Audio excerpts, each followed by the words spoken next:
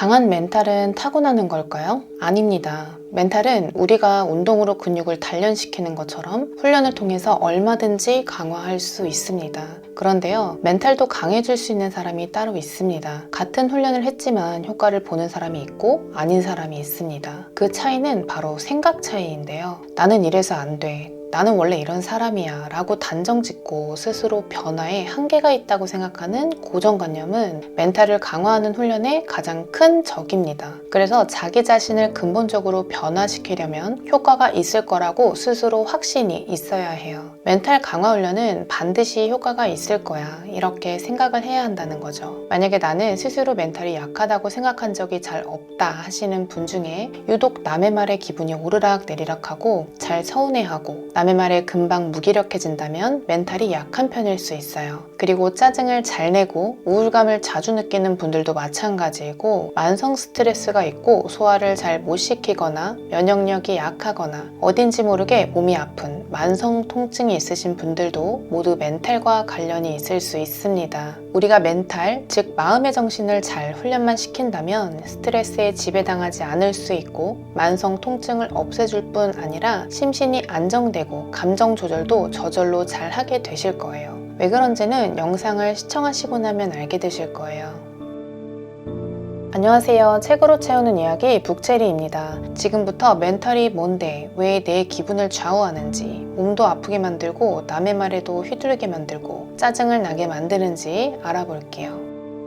우리 뇌는 35,000년 전에 구석기 시대를 살던 원시인의 뇌와 기본적인 작동 방식이 별반 다르지 않습니다. 총균수의 저자 제레드 다이아몬드는 만약에 35,000년 전 크로마뇽인을 만난다면 비행기 조종수를 가르치는 것도 가능할 것이라고 설명을 했는데요. 이는 기본적인 지능이나 언어 능력이 비슷하다는 걸 의미합니다. 그런데 현대를 살아가는 우리에게 원시인의 뇌는요, 상당히 비효율적이에요. 상황에 대한 반응의 방식에서 가장 큰 문제를 겪기 때문입니다. 기본적으로 우리 뇌는 생존의 위협을 느끼면 온몸에 비상사태를 선포합니다. 이때 가장 필요한 것은 근육의 힘이에요. 왜냐하면 원시인은 멧돼지를 만나면 싸우거나 도망쳐야 했기 때문이죠. 그래서 심박수를 올려서 근육으로 에너지와 산소를 공급하는데 이 과정에서 호흡이 빨라지고 어깨 근육, 목 근육, 이를 악무는 턱 근육 등이 수축됩니다. 땀이 나고 소화기관, 면역 기능은 모두 다운되고요. 우리가 논리적인 생각을 하기 위한 뇌 기능도 급격히 떨어뜨립니다. 이렇게 신체 변화가 생기는 시간은 단 0.5초 정도밖에 걸리지 않습니다.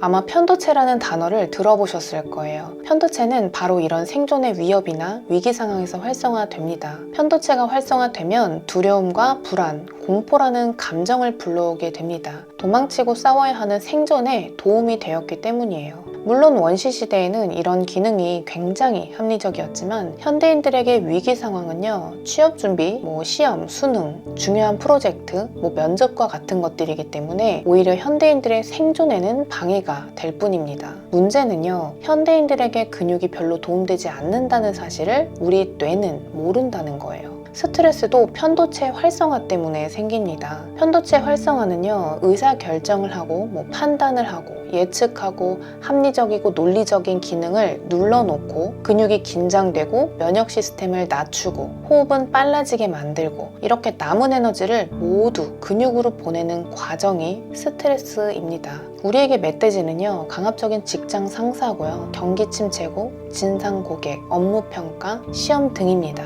만약 가족 간 불화가 있다면 멧돼지와 함께 사는 것과 마찬가지예요. 만성 스트레스는 편도체가 지속적으로 활성화된 상태입니다. 그래서 소화기능, 생식기능, 면역기능이 저하되어서 몸이 여기저기 아픈 이유인 거예요. 이뿐만이 아닙니다. 편도체가 활성화되면 논리적인 생각, 이성적인 판단력이 저하된 상태이기 때문에 감정 조절이 어렵고 작은 일에도 예민하게 반응하고 이 문제 해결력도 떨어지게 되는 거죠. 그래서 멘탈이라는 건 특정 상황에서의 반응이라고 이해할 수 있습니다. 지금까지 알아본 바 근본적인 문제는 어쨌든 우리는 원시인의 뇌로 복잡한 현대사회를 살아가야 한다는 건데요. 그런데 같은 뇌구조를 가지고 살아가는데 우리 주변 주변을 둘러보면 누구는 강철 멘탈이고 누구는 유리 멘탈입니다. 스스로 위기 상황에서 얼마나 평정심을 유지하느냐, 감정에 휘둘리지 않느냐에 따라서 멘탈이 강한지 약한지 알 수 있는데요. 그럼 멘탈이 강한 사람과 약한 사람의 특징이 뭔지 간단히 짚어볼게요. 그 다음엔 진짜 멘탈이 강해지는 훈련법에 대해서 알아보겠습니다.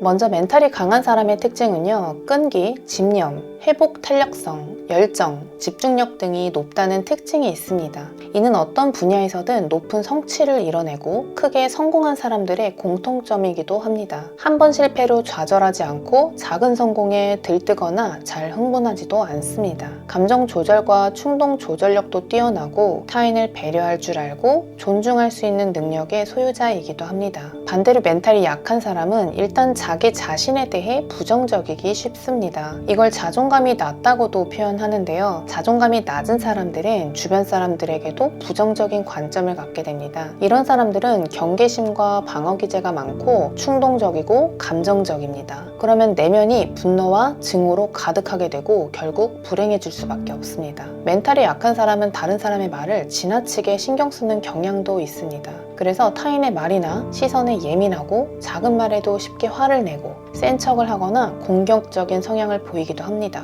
외부 자극에 예민해서 본인 감정을 제대로 컨트롤하지도 못합니다. 정리하면 멘탈이 강한 사람은 자존감이 높은 사람, 즉 본인의 감정을 객관적으로 바라볼 줄 알고 자신의 평정심을 유지하고 크게 동요하지 않고 타인을 존중, 배려하며 조곤조곤 말하지만 자기 의사를 명확히 말하는 사람들이 멘탈 강한 사람의 특징이라고 볼 수 있습니다. 그럼 멘탈이 약한 사람들은 어떤 훈련을 하면 강해질 수 있을까요? 멘탈이 강해지는 방법을 3가지 알아볼게요. 멘탈이 강해지는 방법 첫 번째는 호흡입니다. 앞서 우리가 두려움을 느끼고 화가 올라오는 원인이 위기를 감지한 뇌가 심장을 빨리 뛰게 만들고 모든 에너지를 근육에 갖다 써버려서 감정 조절력, 이성적인 판단력을 흐리게 만든다고 했는데요. 그래서 과도하게 편도체가 활성화되는 걸 의도적으로 낮추는 훈련이 필요합니다. 그 방법 중 하나가 호흡 훈련이에요. 호흡은 자율신경계 중에서 유일하게 의식적으로 조절할 수 있는 기관이에요. 주호흡근인 횡격막은 심장과 거의 붙어 있어서 호흡을 하게 되면 심장에게 직접적인 신호를 줄 수 있습니다. 그럼 심장을 천천히 뛰게 만들 수 있고요. 그래서 불안함을 잠재울 수 있습니다. 왜 긴장되거나 화가 날 때 심호흡해, 숨 좀 크게 쉬어봐 이런 말을 하는 것도 다 이런 이유에서입니다. 그래서 호흡을 천천히 들이마시고 내쉬는 훈련을 일상생활에 꾸준히 하면 되는데요. 불안장애나 스트레스가 심한 분들은 가만히 앉아서 이렇게 호흡에 집중하는 것 자체가 매우 어려울 수 있습니다. 이렇게 가만히 내 몸에 집중할 수 있다는 것 자체가요, 사실은 멘탈이 이미 강하다는 의미이기도 합니다. 그런데 아셔야 할 부분은요, 가만히 앉아서 호흡에 집중한다는 것은요, 생각을 잠재우거나 부정적인 감정을 누르는 것이 목적이 아닙니다. 핵심은 적극적으로 자신의 몸과 마음에 주의를 기울이는 것입니다. 지금 호흡을 하면 부정적인 생각을 날릴 수 있을 거야, 스트레스를 줄일 수 있을 거야, 이런 마음가짐이 아니라 내가 호흡을 이렇게 하고 있구나, 호흡을 하니까 배에 이런 느낌이 나네, 숨을 쉴 때 내 어깨가 조금씩 움직이는구나, 이런 걸 알아차리고 지금 호흡하고 있는 나를 인식하는 것입니다. 이것은 바로 명상인데요. 명상이라고 하면 모두들 어렵게 느끼곤 합니다. 왠지 명상은 집중력이 엄청 좋아야 할 것 같고 자세도 바르게 엄청 각 잡고 해야 할 것 같다고 생각하시는 분들이 많은데요. 그냥 잠깐이나마 호흡할 때 내 몸에서 어떤 일이 일어나는지, 무슨 느낌이 느껴지는지 알아차리기만 해도 그것은 명상입니다. 대신 이런 훈련을 일상생활에서 자주 꾸준히 하면 근력 운동을 하듯이 마음에도 근력이 생깁니다.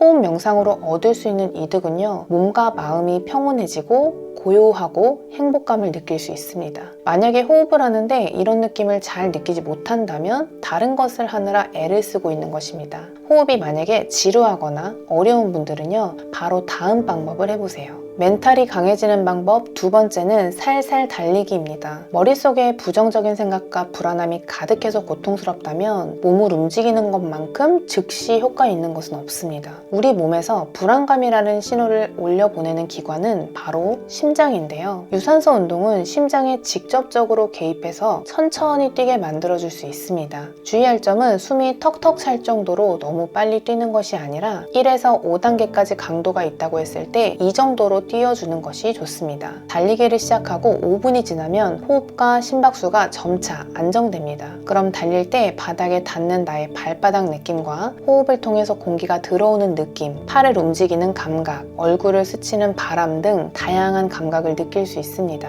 걷거나 달리기 같은 움직임 역시 명상의 한 종류라고 볼 수 있는데요. 지금 달리고 있는 나를 인식하고 온전히 이 감각을 느끼는 것, 이 또한 호흡 명상과 형태만 다를 뿐 목적은 같다고 보시면 됩니다. 또 호흡과 마찬가지로 천천히 달리기는요, 심장이 천천히 안정감 있게 뛰게 만들어줍니다. 그러면 같은 상황에서도 분노나 두려움 같은 감정이 끼어들지 못해서 화가 잘 안 납니다. 사실 내 몸의 상태와 움직임, 내 몸이 주는 감각 정보를 알아차리고 살피는 것은요, 매우 중요한 능력입니다. 이렇게 내면에 집중하면서 삶의 밸런스를 잡아가다 보면 전과 같은 상황이 왔을 때 쉽게 동요하지 않고 더 여유가 생기며 외부 자극의 영향을 받지 않을 수 있습니다. 근육이 하루아침에 생기지 않는 것처럼 이 훈련도 마찬가지입니다. 당장 변화가 눈에 띄지 않더라도 꾸준히 훈련하는 것은 멘탈 근육을 매일매일 강화시키고 있는 거니까 포기하지 말고 효과가 반드시 있을 거라고 스스로 확신하는 마음이 필요합니다. 멘탈이 강해지는 방법 마지막 세 번째는요, 글쓰기입니다. 편도체를 안정화한다는 것은 결국 감정을 잘 다스린다는 거예요. 편도체는 기쁠 때에도 활성화되지만 주로 부정적인 감정이기 때문에 보통 위기 상황에서 편도체가 활성화되고 이를 대처할 수 있게 몸을 준비시키는데요. 그럼 이런 신체 변화로 인해서 우리는 두려움, 불안, 공포라는 감정으로 해석하게 됩니다. 나쁜 일에 대한 기억이나 미래 걱정 또한 이 편도체를 활성화시킵니다. 불안증이 심한 사람의 경우 별 의미 없는 것에도 불쾌감, 불안함 등의 감정으로 끊임없이 해석해서 굉장히 견디기 힘든 우울감에 소용돌이에 갇히게 되지만, 멘탈이 강한 사람들은 자신이 느끼는 감정이 어떤 것인지 잘 구분할 줄 압니다. 그래서 감정에 휩쓸리지 않고 같은 상황에서도 더 현명하고 이성적인 행동을 하는 거죠. 그래서 멘탈이 강해지려면 스스로 어떤 생각을 하고 있는지, 내면에서 어떤 일이 일어나는지 알아야 합니다. 그 방법이 바로 글쓰기입니다. 내 생각과 느낌과 감정과 이 몸의 통증 등 자신에게 일어나는 일들을 글로 쓴다는 것은요, 스스로를 이해하는 과정입니다. 그리고 나와 이야기하는 것입니다. 또한 머릿속에서만 둥둥 떠다니던 걱정과 불안들을 글로 쭉 써놓으면 의외로 걱정거리가 아니었거나 금방 해결할 수 있는 것들일 수 있습니다. 우리 뇌는 물음표를 띄워놓으면 해결될 때까지 계속 무의식에서 그 질문들을 머릿속에 띄워놓기 때문에 이렇게 글로 쓰는 것 자체가 더 이상 걱정을 하지 않게, 불안하지 않게 할 수 있는 해결 방법이 될 수 있습니다. 우리가 이유 모를 만성 통증을 달고 살고 남의 말에 과하게 신경 쓴다거나 잘 휘둘리는 사람들의 멘탈이 왜 약한지에 대해서 원인도 알아보고요. 멘탈을 강화하는 훈련 방법까지도 알아봤는데요. 오늘 영상은 연세대학교 교수이자 회복탄력성 내면소통의 저자이신 김주한 교수님의 내면소통 책을 참고했습니다. 또 현재 구독자 22만 명이 다 되어가는 유튜브 채널도 운영 중이신데요. 내면소통 책과 교수님의 영상들을 보면서 제 나름대로 기억하고 싶은 부분과 핵심이 되는 내용들을 정리해봤습니다. 내면소통은 어느 때보다 마음이 약해진 이 현대인들에게 건강하고 행복한 삶의 방법을 제시하는 책입니다. 이 책에서는요, 마음 근력을 키우면 적어도 3가지 좋은 일이 생긴다고 합니다. 첫째, 불안과 통증의 고통으로부터 자유로워지는 정신 건강에 큰 도움이 되고요. 둘째, 면역 기능과 심혈관 등 신체적 건강에 도움이 돼요. 셋째는 공부, 스포츠, 비즈니스, 창작 활동 등 성취 역량과 수행 능력이 높아진다고 해요. 이 책에는 제가 말씀드린 내용은 빙산의 일각일 정도로 살면서 알아두면 좋을 마음 근력을 위한 다양한 예시와 방법들이 담겨 있습니다. 책 두께에 압도당할 수 있지만요, 이해하기 쉽게 글이 잘 읽힙니다. 그리고 같은 내용들을 반복적으로 이해시켜주고 굉장히 디테일하게 실천할 수 있는 마음 근력 훈련법들이 담겨 있어요. 만약에 책이 부담스럽다면 김주한 교수님의 유튜브 채널도 추천드릴게요. 내면소통 책을 꼼꼼하게 풀어주는 강의를 하는 영상도 있으니까 남의 말에 잘 휘둘리고 감정을 잘 다스리지 못하는 유리멘탈을 가지신 저와 같은 분들이라면 분명 많은 도움이 되실 거예요. 오늘 영상은 여기까지 하겠습니다. 오늘도 긴 영상 봐주셔서 감사합니다.